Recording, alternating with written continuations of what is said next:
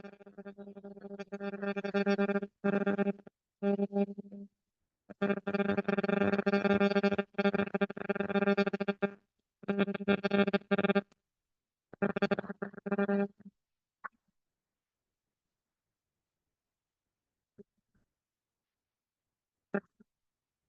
evening, everyone. I hope you can see my screen.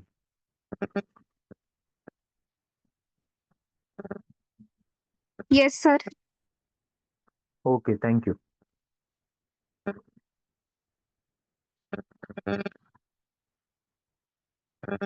So today we will be starting with the internet marketing strategy. Most of these strategies you are already aware of. So very quickly we will try to discuss these strategies. Again, the same instruction. If you have not understood anything, please unmute and you can ask query. So internet marketing strategy, what are the marketing strategies which are being used in internet, that we will be discussing.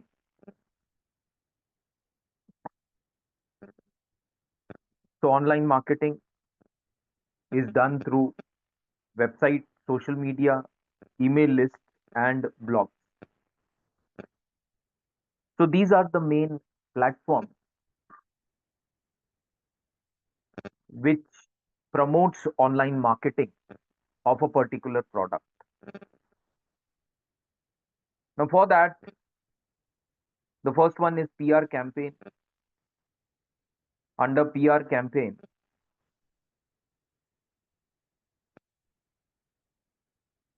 announces the item which is available from the website, that this particular item is available on this particular website, and that is called as PR campaign. Second is social campaign. Now social campaign focuses on Facebook, Twitter, Pinterest, etc. Now whenever we are using YouTube, whenever you are using Facebook, Twitter, or Insta, when we are watching videos, when we are scrolling, when we are reading some article, then some pop-ups appear on the screen, and those pop-ups are related to online marketing of a particular product. It can be shoe, it can be sari, it can be telephone. So number of products are available. And yesterday we had discussed that now the AI is so advanced that even if you just scroll or click on a particular item, with the help of AI,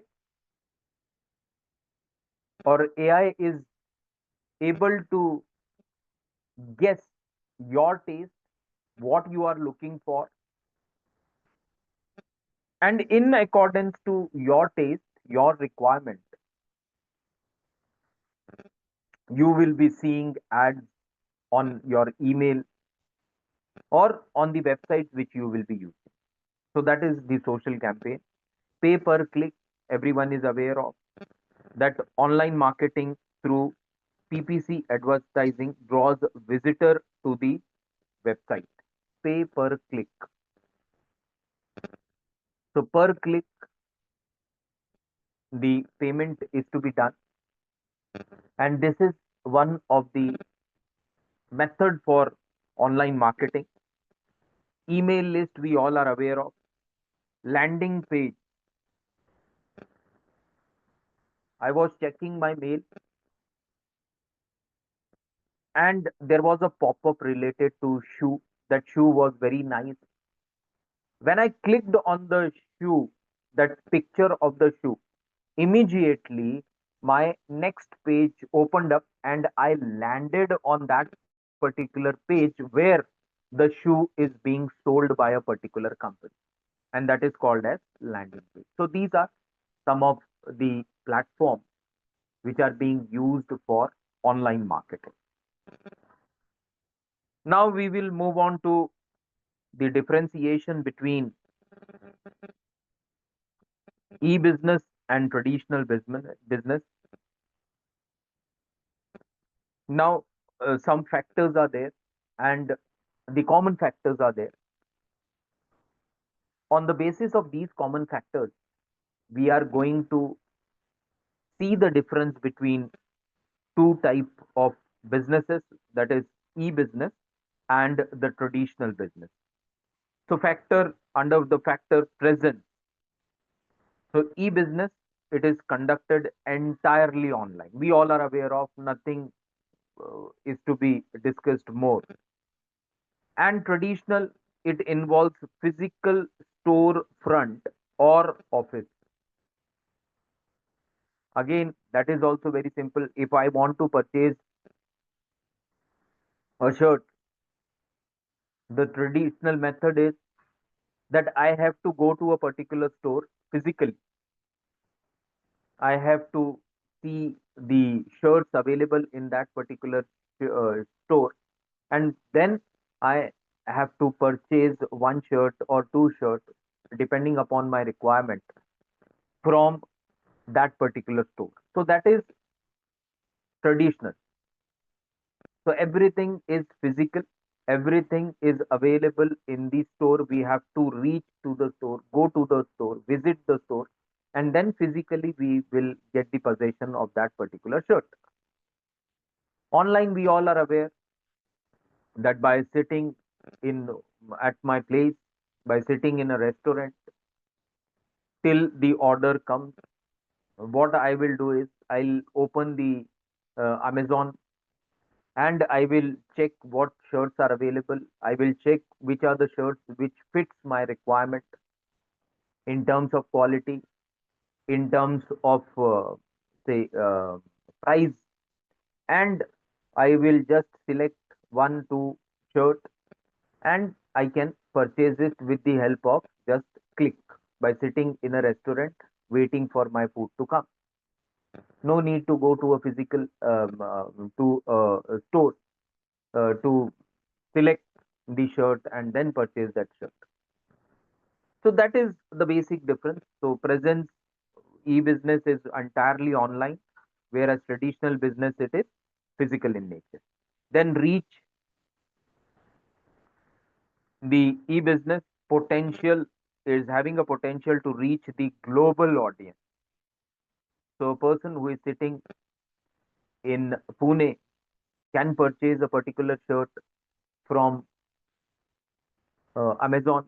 A person who is sitting in Tamil Nadu can also purchase a shirt from sitting in Tamil Nadu, just going opening that Amazon app, as well as a person who is sitting in America can also place an order related to a shirt.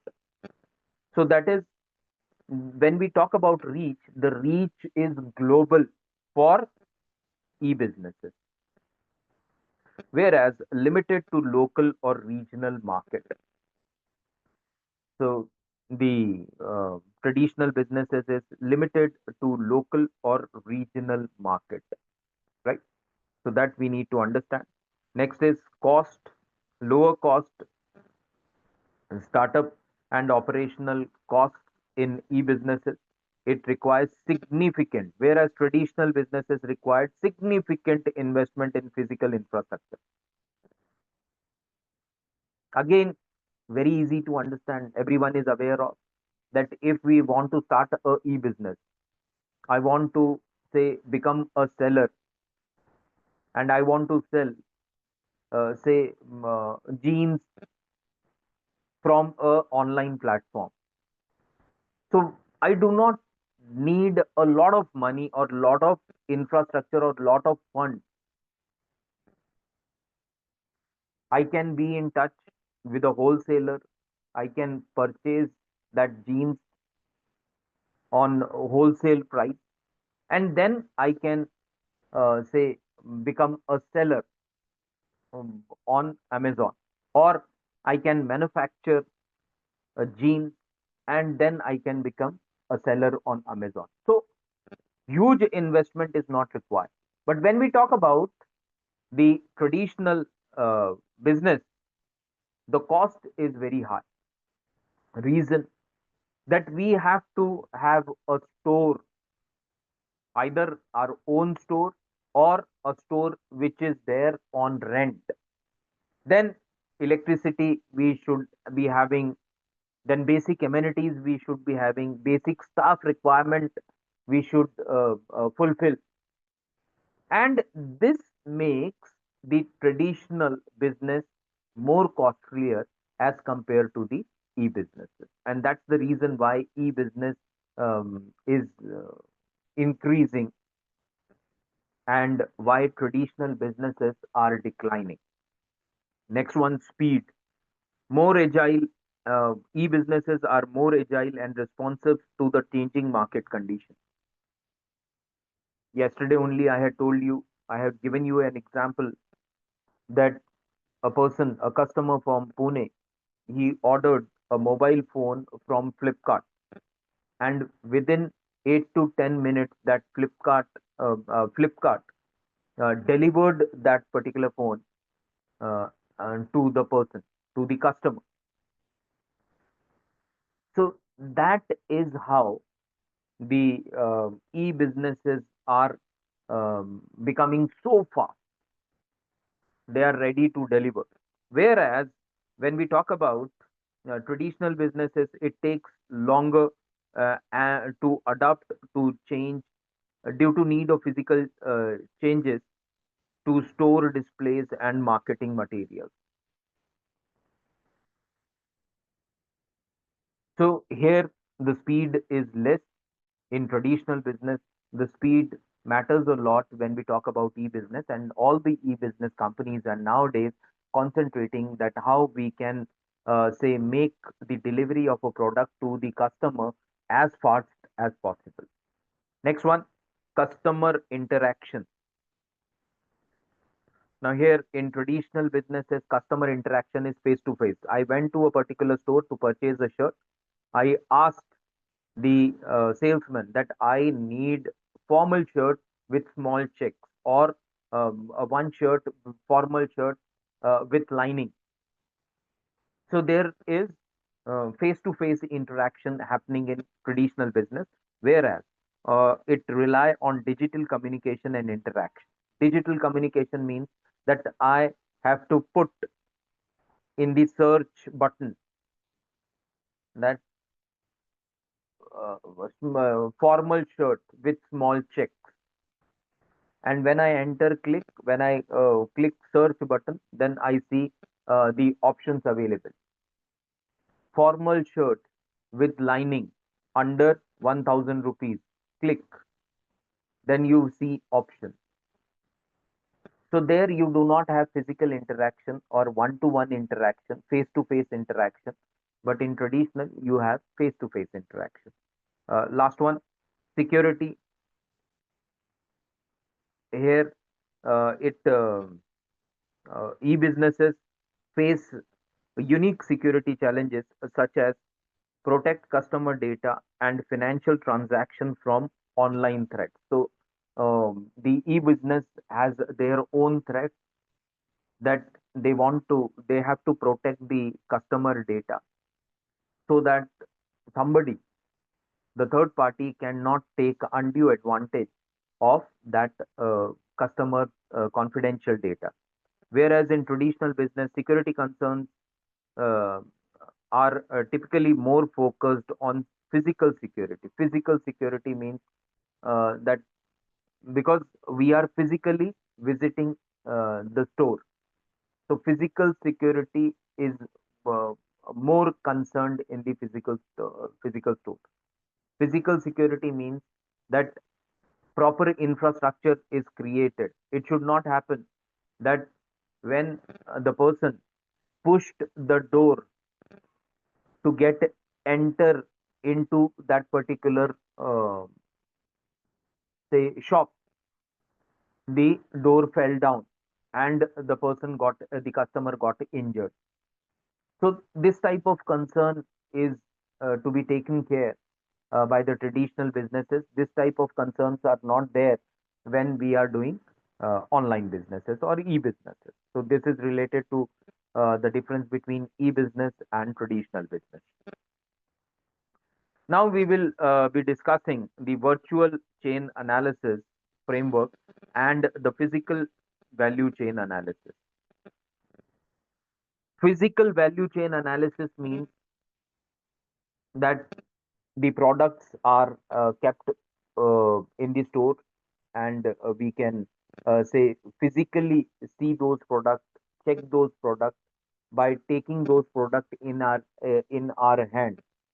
Now same thing is not available when we are talking about the online marketing. So physical value chain and virtual value chain. So virtual value chain is that I can see the shirt on Amazon. I can read the information related to the shirt on Amazon platform. I can see the price. I can see the details of the seller. All the details I can see, but I cannot take out that shirt from Amazon portal and to check the texture of that particular shirt, quality of that shirt by physically holding that shirt in my hand. So that is not available in the virtual say value chain, but it is available in physical value chain. So what is the difference between virtual value chain and the physical value chain, that we will be discussing. So physical value chain revolves around inbound logistics, then it goes to operation, then outbound logistics, marketing and sales and service. So, in simple words, we can say inbound logistics. Inbound logistics involves what?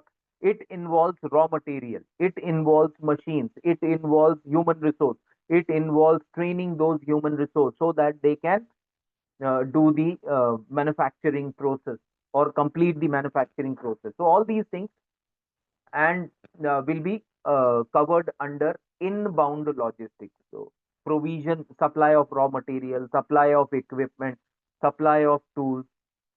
This is the inbound logistics. We are talking about physical value chain. Then goes the operation. Once we receive the raw material, once we receive the tools essential for completing the task, uh, for carrying out that process, once we get the machines, equipment necessary, then we start what? Then we start operation. Actual operation starts taking place. That is the second point. Third is once the actual output is available, that means raw material was say put in the company, the processing took place, and at the end we receive the raw material. Now raw material is the finished good of that particular company. Now when we have received the final product or the finished product, then we have to send that product to the seller so that the seller can sell that particular product, and that is outbound logistics. Outbound logistics includes that when the company is collecting all the finished goods, it is putting all the finished goods in the transport, and then the transport is going to the say supplier or to the seller, and that is called as outbound logistics. Once the seller receives that good, then the company starts with marketing and sales. Marketing the product. That this is our product. The company name, the quality of the product is excellent. The price of the product is very economical. The after sales services of this particular company is very good. So all these type of strategies are implemented to promote the product of the company when we are talking about physical value chain, and then the service. So this is the entire process which physically takes place. That is why it is called as physical value chain. Now, this is for the physical. For example, a electric two-wheeler manufacturing company is there. So step one will be that the company will be receiving the raw material required to manufacture electric two-wheeler, tools required to complete a particular job, equipment required, machines required. So all these will fall under point number one or step number one. Step number two is once all the raw material, equipment, machines, and all the human resources available, then the employee actually starts manufacturing the electric two-wheeler. So that is covered under step number two, that is two-wheeler. Once the two-wheeler is ready, then the two-wheelers are packed and they are given to the transport. Then the transport, that is the third stage, which talks about outbound logistics. Then it goes to the seller's place, the showroom. Now the company is having their own showroom. Now what the company here does is the company now starts holding or starts giving information to the prospective customers under the fourth step, that is marketing and sales, that this is the warranty of the product, this is the price of the product, these are the features of the product, these are the qualities of the product. So all these things are covered under point number four.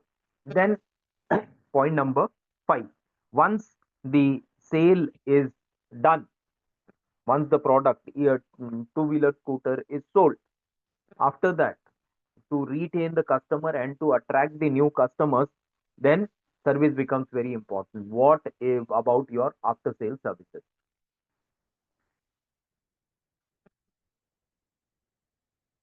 So these five steps are related to physical value chain.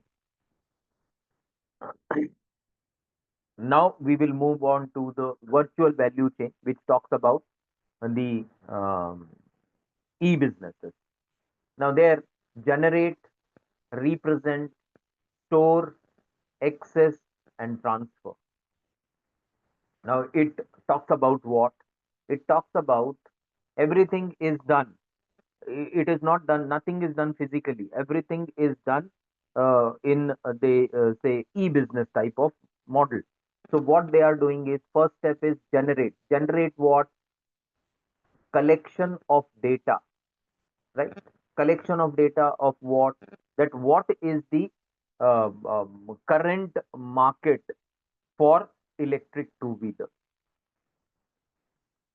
That data is to be collected. Then represent that data. Once that data is collected, that this is the market, then represent that data. That is, analyze that data.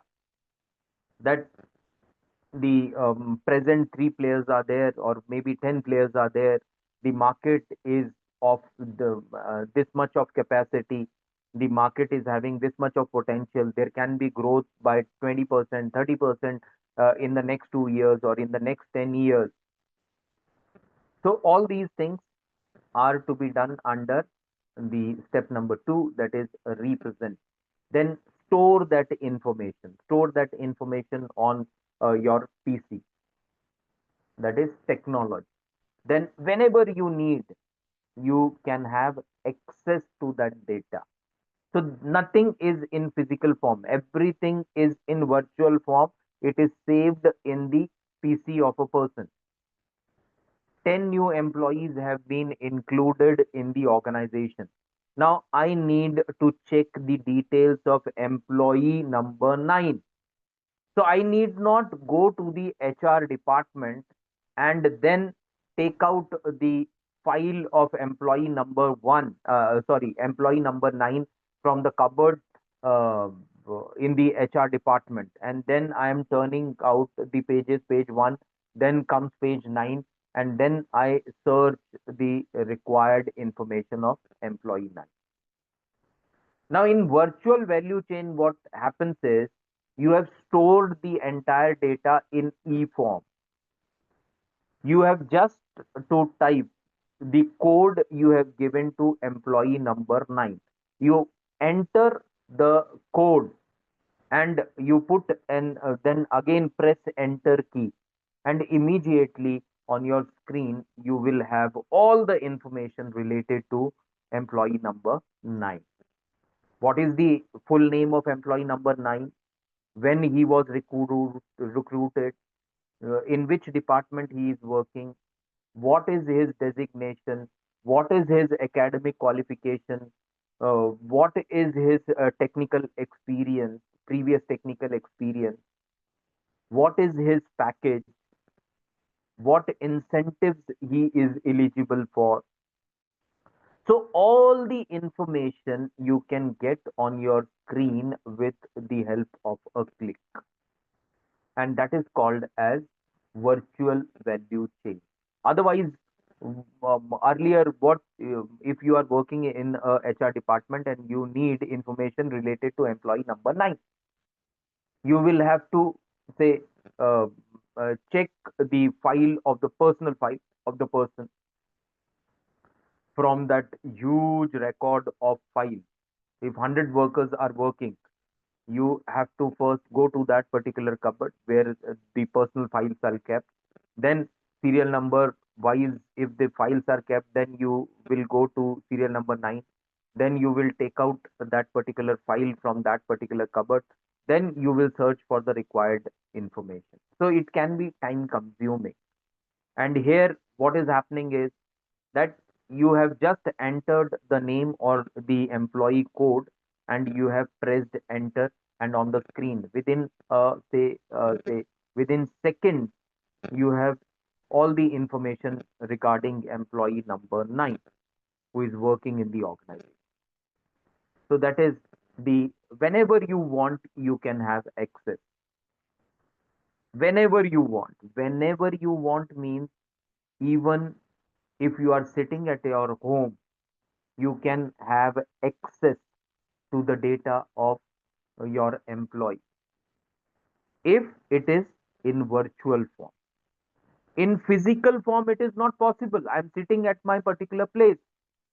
So I'm not carrying all the personal files in my bag every day.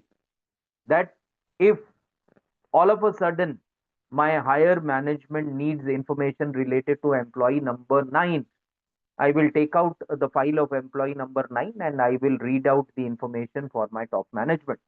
That is not possible. So for physical, if my top management is giving me a call, if my manager is calling me that I need information related to employee number 9, my shift is already over. I'm there, I'm taking rest at my particular place. What I will be doing?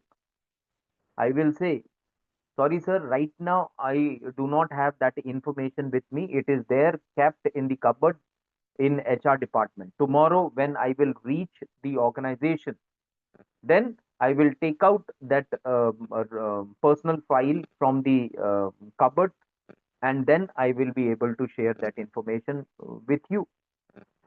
So it is time taking. And if a laptop is there with the HR department and HR official, and that HR official has taken a leave, he is not there in the organization, and now his boss needs information related to employee number 9 immediate. What he will be doing? He will take out his laptop, he will switch on the laptop, and immediately he will say put name of employee number 9 or code of employee number 9, and then press enter. The entire screen information is available. He can uh, share forward that information immediately within seconds to the boss. So that is the importance of virtual value chain. Whenever we need, we can transfer. Whenever we need, we can access. Whenever we need, we can store the information. So that is why it is called as generate, represent, store, access, and transfer information. So that is what the virtual value chain means. Now we will move on to the next one. I hope my voice is clear to all.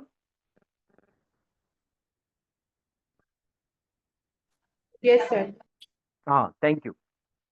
Now we will move on to a new concept called startup. Everyone is aware of startup. I will read out the lines written on the slide. We will have a small discussion and then we will move on to the next slide. So, what is in startup? A startup is a young company that is just beginning to develop. Startups are usually small and initially financed and operated by handful of founders or one individual. These companies offer a product or service that is not currently being offered elsewhere in the market or is being offered in an inferior manner. So that is the meaning of startup. So startup is a upcoming business, upcoming firm, upcoming company, and why they are coming up with a particular idea because they feel that this particular product is not available in the market, or even if the product is available, that product which is existing in the market is of inferior quality. So the person had that particular thought and they come up with that's the reason why they want to say start their new business in the form of startup. So that is the meaning of startup. How to start a startup? The picture is available. You can see the picture on the screen. Now, when we are talking about meaning of startup, we need to understand two things: that either the person who is coming up with that new business called startup is offering a new service which is not available, new product which is not available, or better quality, something extra in that particular existing product the person is offering. Now, various things, the sale of, say, pharmaceutical product was at its peak at the time of COVID 19. That we all are aware of. Everyone has gone through with that particular bad phase, horrible phase, very trying phase, very difficult phase, challenging phase. Now, in that particular phase, we had seen a record rise in the sale of pharmaceutical products. It can be IV, it can be injections, it can be tablets, it can be PPE kits, you name it. So there was a rise. Now, one product was there, and that was hand sanitizer. Now, before COVID 19, normally the general people, general people means the middle class, lower middle class, poor class people who belong to these three, four categories, they were not aware of such product at all. That there exists a product called sanitizer or hand sanitizer, which we can carry in our pocket. And whenever we are about to have our lunch or have some food, have some snack, we can put 2, 3 drops of that hand sanitizer on our hand and we can just rub our hand and our hands will get germ free, bacteria free. So we were not aware of that. Now, this was a product which was being used by rich people, people who were having money. They used to carry it in their pocket. But with the start of COVID-19, everyone started using it because we were able to, we were, say, informed by doctors that we have to maintain hygiene, we have to clean our hands as many time as possible, because that will help you in keeping that virus away from you. And everyone started using it. Then one company thought that the price is bit high, it becomes difficult for lower income group to purchase that hand sanitizer. They came up with the idea that why not introduce the hand wash in sachet. And at that particular time, when the hand wash was coming in pouch, and that pouch used to cost minimum 50 rupees for, say, 100 ml pouch or maybe 200 ml pouch. Then companies started coming up with that 10 rupee sachet.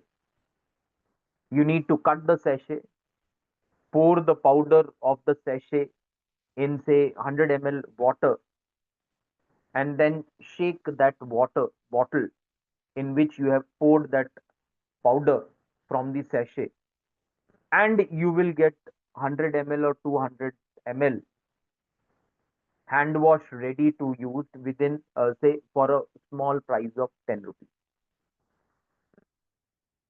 So this particular idea made many startups. Then some company came up with soap papers that you can carry.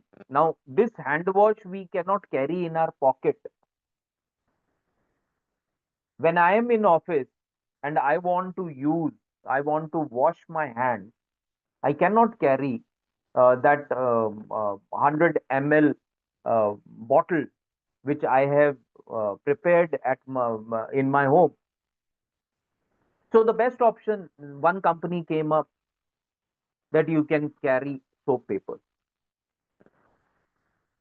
Then the company started manufacturing soap papers.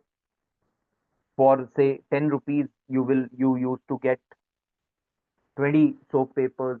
Some company used to provide 30 soap papers, 25 soap papers.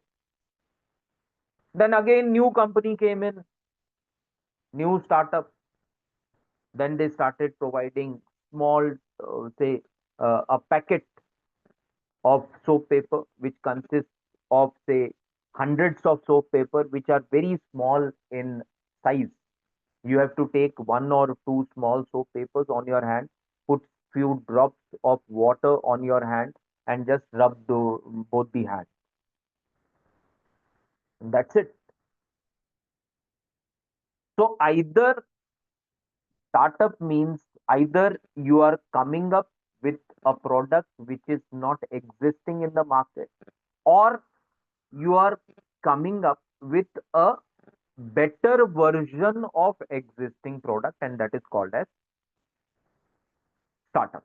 Now, how to start a startup? The slide is there.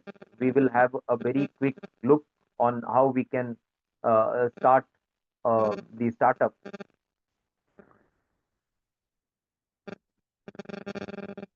Live in the future ahead of your time. Then only you can start a startup. Because earlier, the pouch used to cost 40 rupees or 50 rupees. Then one company came up with 10 rupees sachet.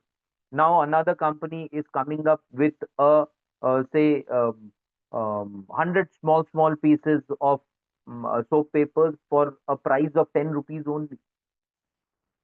You can use these soap papers for, say, 30 days, and the price you are paying is 10 rupees only, and it is ready to be used. You can keep it in your pocket also. So you have to think first is ahead of your time. That is very important. So first important thing is that you need to think of ahead of your time. Then what is missing in the world? Then you need to find out what is missing in the world. Earlier, that okay, liquid is not there, only soaps are there. Then the same soap was used by many people. So no proper hygiene. People thought that it is not we are unable to keep hygiene because one soap which is there in the washroom is being used by many people.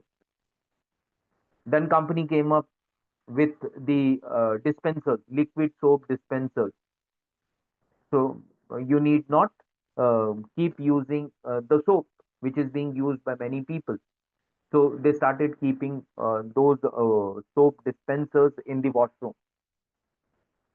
Then okay, in the washroom it is okay, but if I am going to a particular place to have dinner, and I feel that that particular place the washrooms are not very hygienic, are not very properly maintained, at that particular time, now people are keeping the soap papers in their pocket. They take out the soap paper, put a few drops of water and rub the hands, and your hands are clean.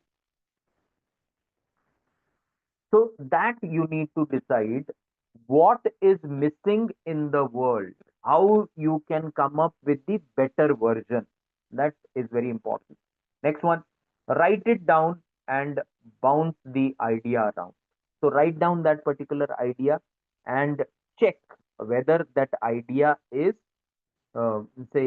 genuine, whether that idea is you are able to implement that idea, whether that idea is going to give you better results. Next one is make a prototype. Prototype means then you have to conduct a experiment in the form of a model. So that is the fourth. So instead of say starting manufacturing of a particular product on a large scale, first we need to manufacture on a very small scale for the sake of experiment, and that is called as prototype. Make a prototype, show the prototype to 100 people, then you will come to and see the results, what the results are. And if you are getting good results, then you can do iterate on prototype until it makes sense. Make changes in your experiment, make changes in your technology, make changes in your product till it makes sense. Next, find a co-founder. You might be having a very good idea, you have checked that idea also in the form of prototype, you have come to know that the results of the idea will be very good, will be excellent. But if you are lacking in fund, then the next stage is that you need to find a co-founder who can finance your idea. Next is look for funding and build version one at the same time. The next one is register your corporation, split equity. So registration and other formalities you need to complete. Once the registration and other formalities are complete, and if you have started the business on a small scale, and if you want to go for expansion, then the next stage is look for funding and build version at one version at the same time. Then you can come up with say you can say search for more investors who can invest more money which you need for expanding your business activities. Then launch, let everyone know you have made something. Once you are ready, then you can do the launching. Next one, follow up with the users. Are they coming back? Follow up with the users means you are coming up with a new product, You have conducted testing in the form of prototype. But when you are selling that product, manufacturing that product on a large scale, then it is essential that you do follow up with users. Are they coming back? Once a person has purchased my, say, I have come up with, my company has come up with a pen, and that pen is eco-friendly. That pen is, say, very small. It easily fits in your pocket. That pen, the ink of the pen is a scented ink. Whenever you are writing from the that particular pen, you also say you it you get a good smell. You feel fresh when you say get that particular smell. Then my company wants that whosoever is purchasing that pen, are they coming back again to purchase another pen of the same company? We need to talk to them. Are you happy with the quality of our product? What is your opinion? What is your view on the price of our product? Is it easily available in the market? So all these types of questions can be asked with the customers. And if it is yes, they are coming back, then uh, get to 100 user 1000 users. After asking some people, then start expanding your reach. If they are not coming back, then you need to check that if any changes are required in your product, that is then, and make those changes. Then grow 5% a week. That means put up a target that we want increase in sales. Next is keep growing for another 4 years, and uh, at a rate you will reach 25 million users. Now it is to be decided by the company that after 3 years where we want my company to stand, after 5 years where I see my company to stand. So that varies from company to company. So this is the uh, procedure when um a person is trying to start a new startup. Next one is what makes a startup successful. Very important. What makes a startup successful? Because if you check the data, you will be shocked to see the data related to the emergence of startup or start of startup and the closing of startup. The data shows that most of these startups, and the data in India is alarming. The data says that around 80 to 90% of startups, they get closed before they complete 1 year. So if a person is starting a startup, is coming up with a startup, there are more chances that his or her startup will get closed within a period of 1 year. That is what the data says. 100 people coming up with startups, 80 to 90% people, or 80 to 90 people who have started their startup will be closing their startup within a period of 1 year. That's the shocking data. Now, why the startups are getting closed within a period of 1 year? So, for that, we have to discuss the points related to what actually makes a startup successful. Some points are there that we need to discuss. First one is related to timing. And timing talks about the single biggest reason why startups succeed is because of timing. And that is the statement of Bill Gates.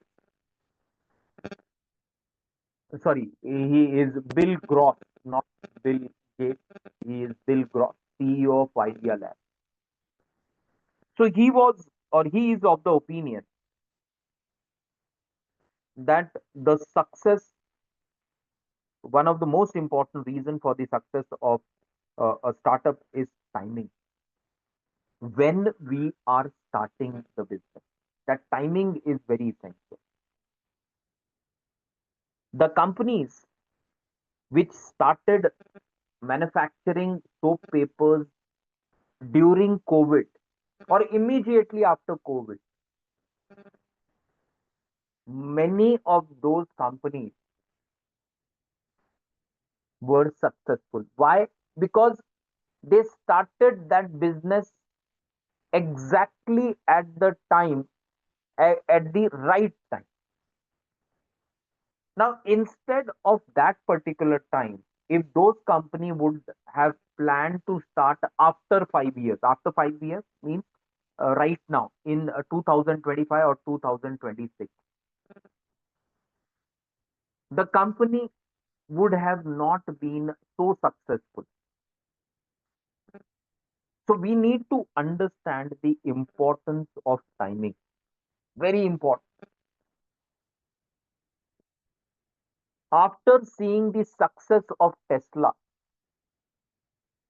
BYD started investing heavily in its R&D as well as in its manufacturing, enhancing its manufacturing. And now we are knowing that without any delay, they saw that yes, this is the right time to start manufacturing or start investing in electric cars because it is the future. The competition is very less.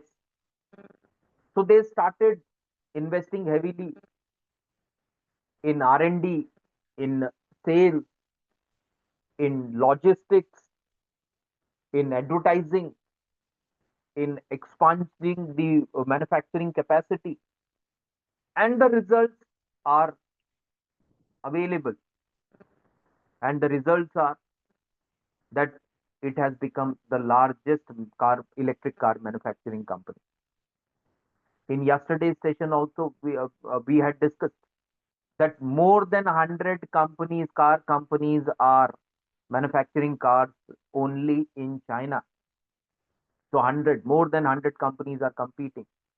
Now, those companies who have started investing or who have started just now, the timing is not good because now most of the companies are coming up with huge discounts.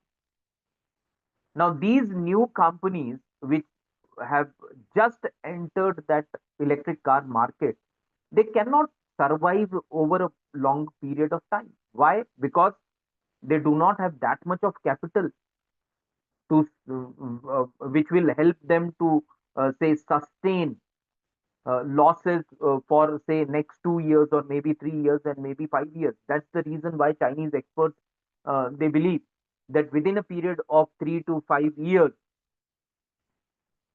out of more than 100, only 10 companies will be there earning profit by manufacturing electric cars. Rest 90 companies or 90% companies are going to close down. Why? Because most important reason is that the time when they entered into this electric car manufacturing business in China was not good, was not right. So we need to understand this, that is it the right time, and we have to start at the right time only. Next one is relationship. Now, relationship is related to uh, building strong network, building strong networks of what? Mentors and advisors, entrepreneurship, platform, industry, partnership. So we have to develop a very strong network. Strong network of what? Strong networks of suppliers, strong network for logistics, strong network for getting raw materials, strong network for getting equipment, tools, machines. It should not happen that after starting the business, now we are say searching for the suppliers. So that is the importance of relationship. It talks about building a strong network. If you have developed a good relation with the supplier in your difficult time also, when you are unable to pay him, still because of that relation, he can supply you raw material, he can supply you machine, he can supply you equipment, he can supply you tools required for manufacturing process, and that the amount you can pay later. Why? He is ready. He is ready to supply all these things only because of strong relationship, strong bond which you have developed between yourself and that particular person. So that is the importance of relationship. Next one, funding. Funding, again, the most important thing is funding. If you want to start a startup, you need fund. If you want to go for diversification, you need fund. If you want to go for expanding your startup, you need fund. So fund is essential, and you have to see to it that you are, say, getting capital from varied sources. You cannot depend on only that you will be taking mudra loan and then you will be starting your business, and for expansion also again you will be applying to for mudra loan, and then again you will receive, and then once you receive then you will start doing expansion. When we are talking about funding, you have to see to it that you are having more options available, or you have created more options, that you can take funds from not only banks, not only from mudra loan, not only from the investors, not only from the capital market, but the other options are also you have created for yourself. So that is the important thing. Then uh, comes the talented team. So the team, the core team I'm talking about, the most important team, that core team should be very talented. If you are able to get the talented team, then you are able to achieve the results which you had planned. That is easier. Eye on competition. When we talk about eye on competition, adapt strategy and stay ahead. Always keep an eye what the competitors are doing.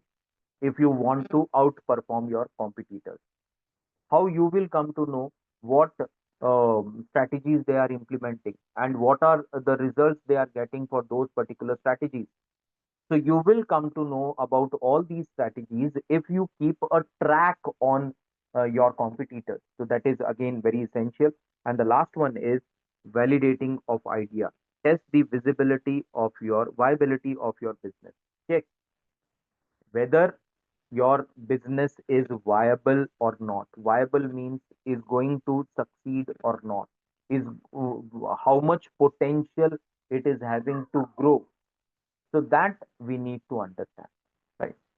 So these were some of the factors which we need to say take up in mind when we are trying to make a, uh successful startup.